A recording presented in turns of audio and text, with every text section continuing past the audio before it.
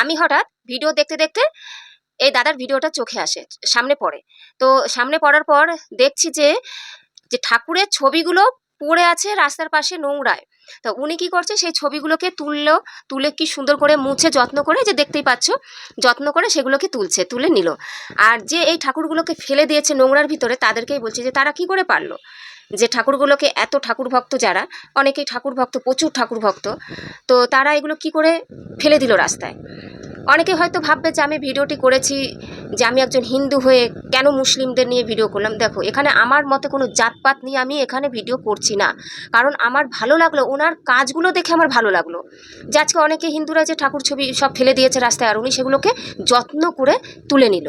তো এখানে উনি কিন্তু কোনো জাতপাত দেখতে যায়নি, উনি যদি সেই জাতপাতটা দেখতো তাহলে ওই ছবিগুলোকে তুলতো না।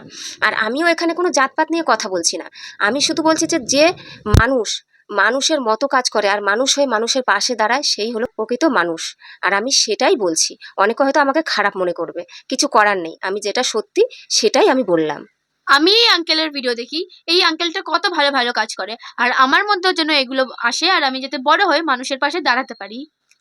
আমি যে কথাগুলো বললাম, তোমাদের যদি ভালো লাগে বা খারাপ লাগে সেটা অবশ্যই জানাতে পারো কমেন্ট করে।